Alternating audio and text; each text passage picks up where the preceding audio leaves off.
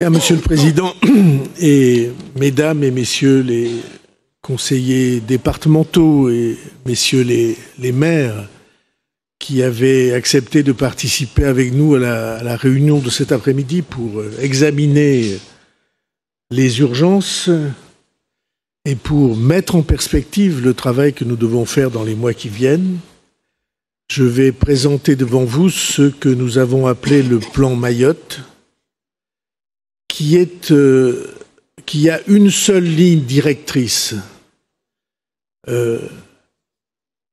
Pas de phrases, des décisions concrètes et précises, des engagements concrets et précis. Et donc je vais prendre chapitre par chapitre l'ensemble des préoccupations qui sont les nôtres devant la situation de Mayotte.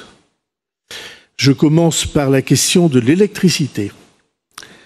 L'électricité doit être rétablie dans chaque foyer fin janvier avec des moyens humains et logistiques considérables. Électricité de Mayotte recevra un renfort de 200 agents pour atteindre cet objectif et j'insiste sur le fait qu'il convient que la main-d'œuvre locale soient engagés et les artisans locaux soient engagés dans cette entreprise.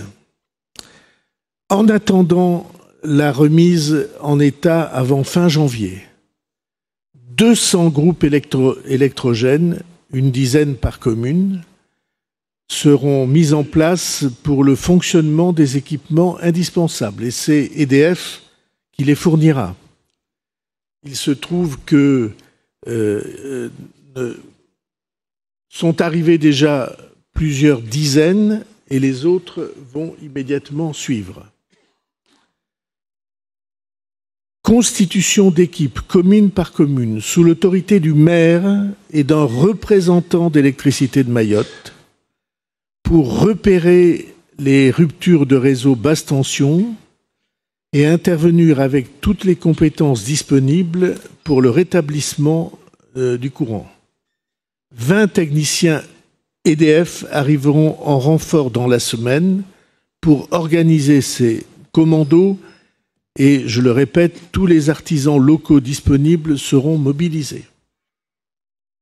Enfin, les groupes électrogènes les plus importants seront directement placés dès leur arrivée sur les points les plus sensibles, production et relèvement du circuit de l'eau. Deuxième chapitre, toujours dans les réseaux, l'eau. Une intervention de l'armée avec des unités en provenance des 13e et 19e régiments du génie, spécialisés sur les opérations d'urgence, avec leur matériel, dès la semaine prochaine pour aider les équipes locales sur le réseau de distribution de l'eau, la remise en état du réseau routier et des constructions détériorées.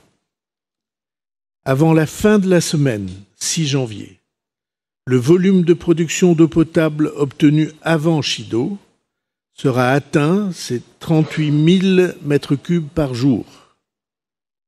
Mais la distribution était déjà insuffisante, comme on le sait depuis la crise de l'eau.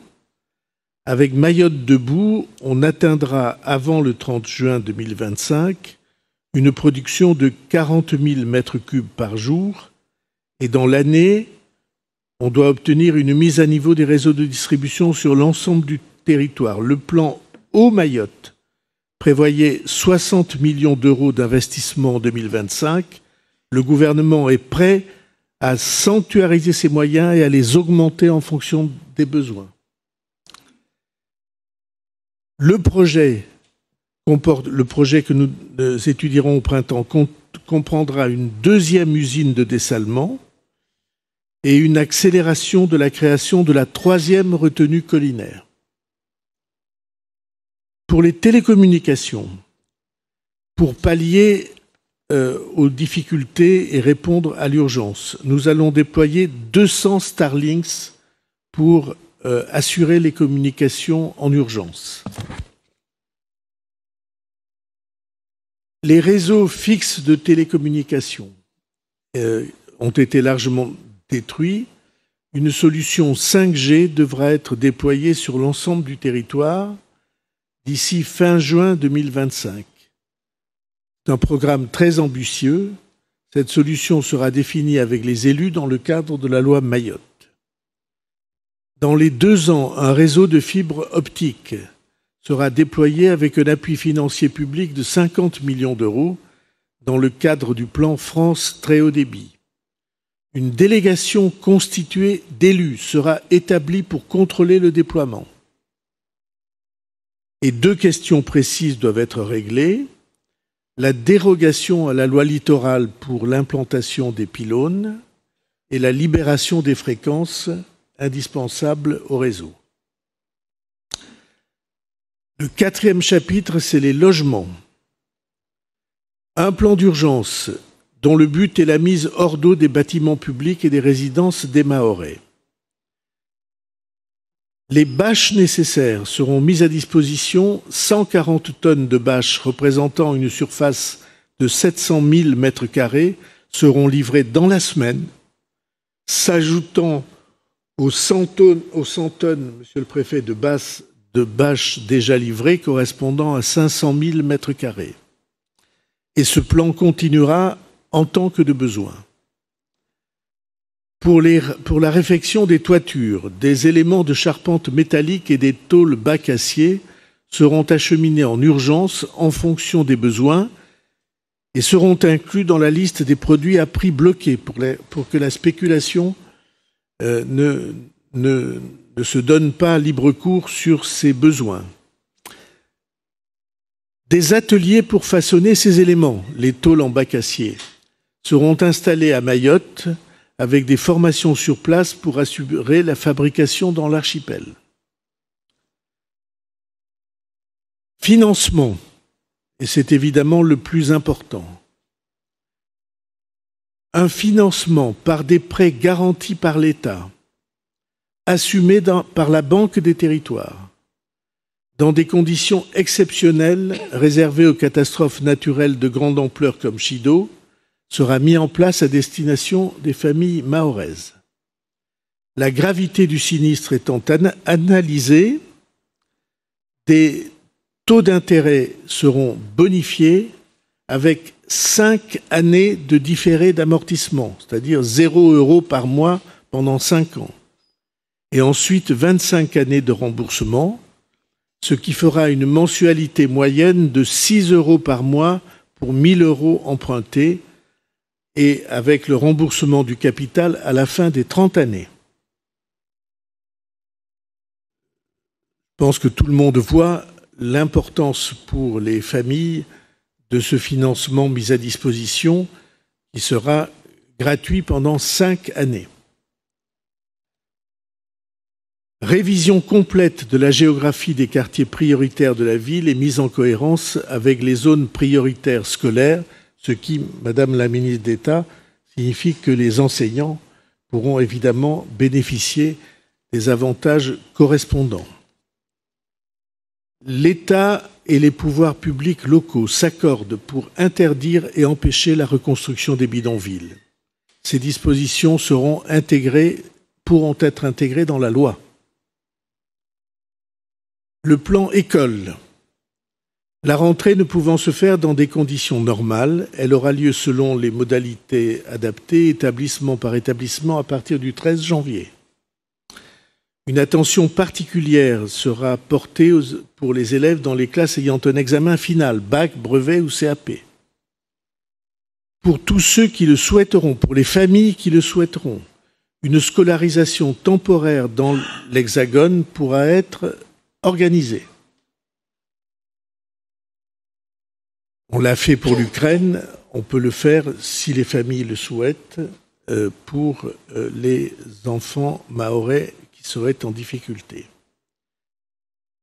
L'évacuation des écoles, collèges et lycées actuellement occupés par l'accueil de personnes, souvent des femmes et des enfants, touchées par le cyclone, est mise à l'abri de ces personnes avant reconduite à la frontière pour celles qui seront en situation irrégulière. Réparation la plus rapide possible des classes touchées, y compris pour le premier degré, qui sera prise en charge par l'État sur vérification des factures. Un relevé école par école, collège et lycée sera présenté dans la semaine du 6 janvier par le recteur, en accord avec les maires qui vérifieront dans leur commune l'état de chacune des écoles.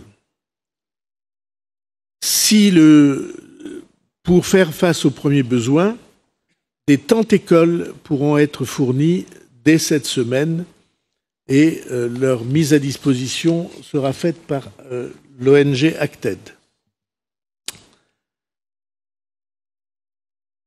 Une action Mayotte Solidarité École sera lancée et ce sera un appel aux communes de l'Hexagone pour offrir du matériel équipant les classes.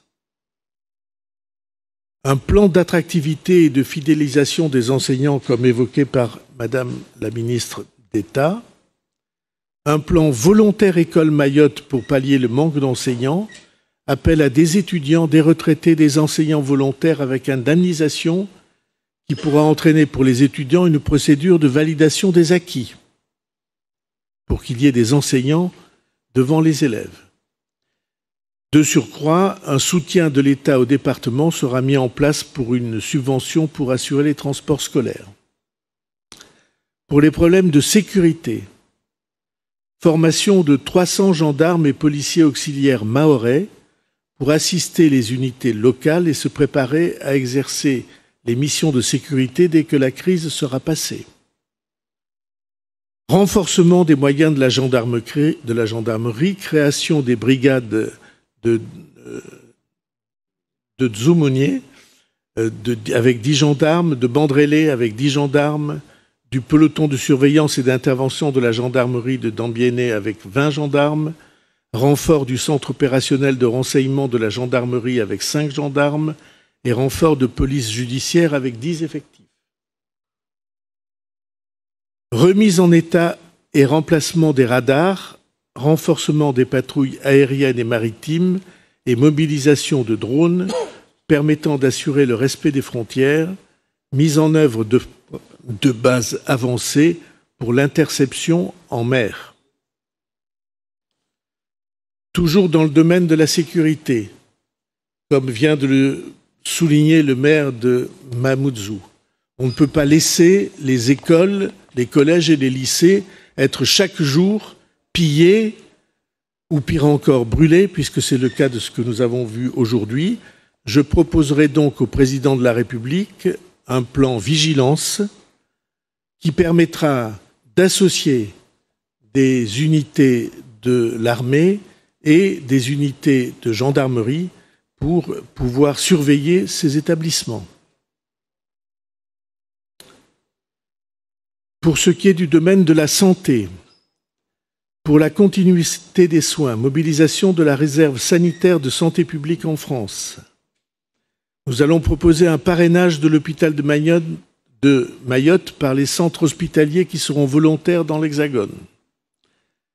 Maintien des droits des patients, notamment pour renouveler les traitements même sans ordonnance, tout ce qui a été perdu pendant le cyclone. Mobilisation des infirmiers libéraux de Mayotte pour la démarche d'aller vers, souhaitée par le président de la République, avec une 60aine d'équipes santé-secours pour faire de la médecine de l'avant au plus près des besoins de la population. Sécurisation par l'État de la trésorerie des 300 professionnels de santé libéraux, avance de trésorerie pendant 3 mois. Sous 3 mois, un plan d'attractivité et de fidélisation, axé notamment sur les médecins, les sages-femmes et toutes les professions en tension dans le domaine médical, infirmiers et manipulateurs radio. Nous décidons la création d'un 2e institut de formation de soins infirmiers. Il faut permettre la prescription par les médecins scolaires et les médecins de PMI pour renforcer la réponse aux défis sanitaires. Et nous devons affronter la question du plan de destruction ou de valorisation des déchets, avec 3 grands chapitres, déchets ménagers, qui doivent être traités dans les quelques semaines qui viennent, 1 mois, dit Monsieur le Préfet. Deuxièmement, les déchets lourds, métalliques en particulier, qui seront envoyés à des unités de traitement, de tri et de traitement oui. Et enfin, troisièmement, plan de valorisation des déchets de biomasse. Il y a des millions de tonnes d'arbres qui ont disparu dans la tempête. Et ces millions de tonnes d'arbres peuvent constituer une source d'énergie pour le territoire. Par exemple, ils peuvent constituer une source d'amélioration des sols. Ils peuvent aussi être utilisés pour une unité de production d'électricité locale. Ces millions de tonnes d'arbres ne pourront pas être abandonnés, comme on le voit trop, sur les routes et dans les forêts. Pour ce qui est des transports, réfection de la tour de contrôle de l'aéroport Marcel-Henry pour le rétablissement puis le renforcement du trafic. L'aéroport Marcel-Henry sera ouvert aux vols commerciaux à compter du 1er janvier, après-demain. Et l'État interviendra pour soutenir le rapatriement d'urgence des habitants de Mayotte retenus hors de France à cause de la catastrophe, dont Tani s'est occupé dès la première minute avec le ministère des Affaires étrangères. Ces rapatriements commenceront demain. En économie, suspension des cotisations sociales pour toutes les entreprises jusqu'au 31 mars. Aide financière d'urgence pour toutes les entreprises, par compensation de la perte de chiffre d'affaires à hauteur de 20% du chiffre d'affaires moyen, c'est-à-dire un plafond de 20 000 €. Dispositif exceptionnel d'activité partielle pour préserver les emplois, traitement en urgence 72 heures au lieu de 15 jours des demandes, et le silence vaut accord, comme on dit, c'est-à-dire on facilite ces autorisations. Allocations et indemnités versées à l'employeur et aux salariés, augmentées de manière exceptionnelle jusqu'au 31 mars 2025.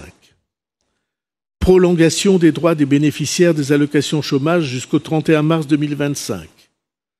Mobilisation d'un prêt catastrophe naturelle et d'un fonds d'épargne dédié à la refondation de Mayotte de la Caisse des dépôts spécifique à Mayotte. Zone franche globale, exemptant toutes les entreprises pour une durée de 5 ans pour relancer une économie sinistrée et passer d'une économie souterraine à une économie déclarée. Soutien au développement des filières agriculture et pêche, fourniture de bâches pour la protection des installations agricoles, approvisionnement en nourriture pour les vaches laitières, simplification administrative de l'entrée des semences, en préservant le territoire de l'entrée d'organismes pathogènes, mobilisation des fonds européens pour la reconstruction des installations agricoles, fonds de la MSA avec versement au plus tard le 15 janvier de 1 000 € pour les 1 350 exploitations affiliées, réorientation d'une partie de la redevance tonnière pour financer des équipements à Mayotte sur la base d'une expression de besoin de la filière. Une loi d'urgence sera présentée en Conseil des ministres le 3 janvier, avec une présentation au Parlement sous 15 jours. Un établissement public de refondation de Mayotte sur le modèle de l'établissement public de Notre-Dame, avec la désignation d'une personnalité à sa tête, sera décidé le 3 janvier, donnant toute leur place aux élus, et il sera destiné à absorber l'actuel établissement foncier. Une mobilisation des fonds européens après une évaluation des dommages, évaluation qui se terminera fin janvier avec une mission d'inspection sur place. Enfin, une loi programme de refondation de Mayotte, préparée et conçue avec les élus de Mayotte, sera mise au point dans les 3 mois. Et enfin, un recensement général et précis de la population sera organisé à Mayotte en lien ou sous l'autorité des maires avec une mission dédiée par l'État pour chacune des communes. Ce recensement général et précis est une opération vérité qui permettra de sortir des ambiguïtés et des incohérences que beaucoup d'élus ont signalées sur l'appréciation de la population, sur l'appréciation numérique de la population. Il s'agit de définir avec les élus mahorais et la population ce que sera Mayotte demain. Pour nous, pour le gouvernement, c'est une orientation essentielle qui a été provoquée par la prise de conscience du cyclone, qui doit engager la population et les élus de Mayotte et qui répond à la préoccupation qui a été la nôtre et que je rappelais tout à l'heure devant les élus. C'est la première fois dans l'histoire de la République que département ministériel Outre-mer a été placé aussi haut dans la composition du gouvernement, confié à un ministre d'État qui mesure l'importance que l'Outre-mer constitue, l'importance et la dimension du défi que constitue l'Outre-mer pour la nation.